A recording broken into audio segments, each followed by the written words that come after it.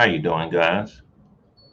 It's a little bit after 2 o'clock, 2 o'clock a.m., around 2:15 a.m. actually. So I'm going to get through this subject that I found very shocking and interesting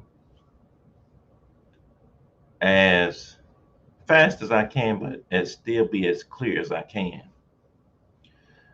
I was browsing the internet today and ran across a news article that spoke of a 12-year-old boy that was killed during the Christmas break. He lived in the Memphis area, Orange Mound specifically. And this 12-year-old was at his mother's or grandmother's house playing with some Christmas gifts and he was struck by some stray bullets and he died subsequently of his gunshot wounds. After the death, his mother was presented with a letter from his school teacher that the teacher alleges was written by the student himself, decrying open carry type gun laws in the state of Tennessee.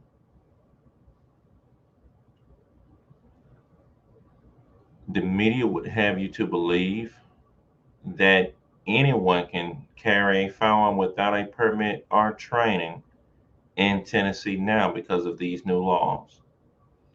Like most things that the media tell us, they don't go in depth and they're known for telling partial truths. And local law enforcement, they've consigned the media, what the media is saying, and basically saying, yes, because of these new gun laws, we can't do anything about people that shouldn't have guns having them. Well, I consider myself a leader. And when I have roadblocks in my way that says I can't do something, I'm going to look at what I can do.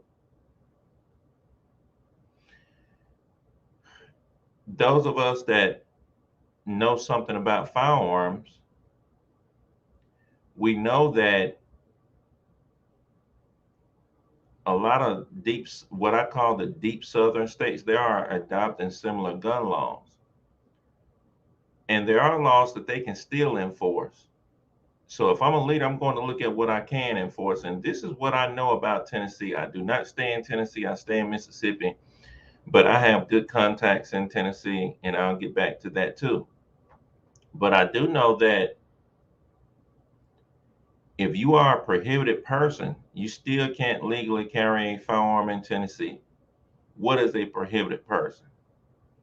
A person that already has a conviction for domestic violence, a person that has already been convicted of a felony, a person that already has a felony charge pending what would be considered being under information of the court, a person that's already in possession of illegal drugs, a person using their firearm in the commission of a crime.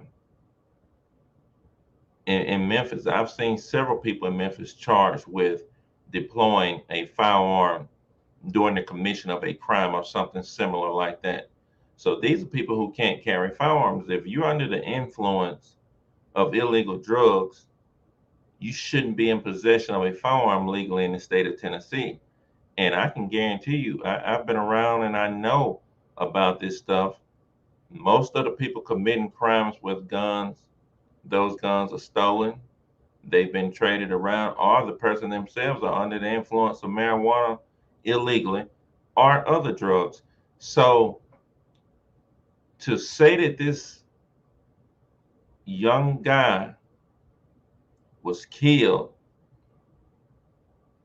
by a person that was unable to carry a firearm because Tennessee has a law that basically says anyone 21 years age or older can carry a firearm without a permit, and anyone in the military 18 years of age or older can carry a firearm openly or concealed without a permit, contributed to the death of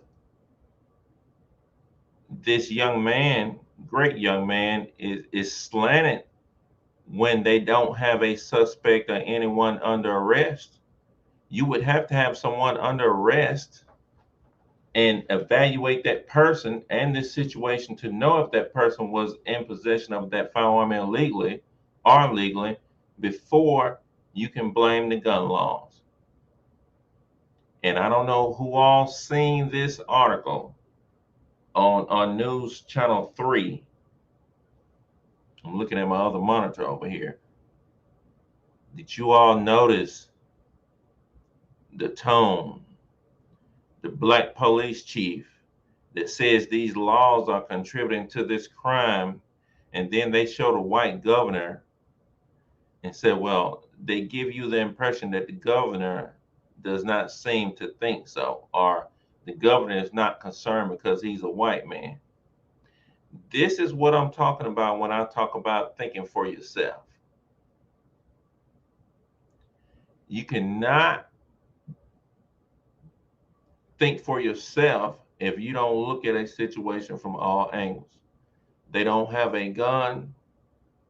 They don't have an individual perpetrator or shooter, but they are still implying that these gun laws enabled this child to get shot. And because the governor had not received the letter before his death, his mother knew nothing about the letter before his death. How do we know with 100% certainty that the 12-year-old actually wrote the letter? Now, we can get into an emotional stance and say, how dare you say this when this young guy, this young boy, this baby has been put in his grave?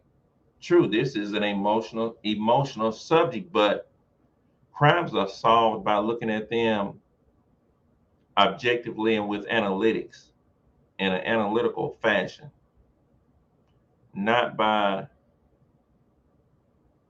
emotion and speculation, because they don't have a body. I mean, they don't have a criminal in jail or arrested, so they're speculating. I'm going to leave it right there. As always, I'm interested in your comments. Thank you.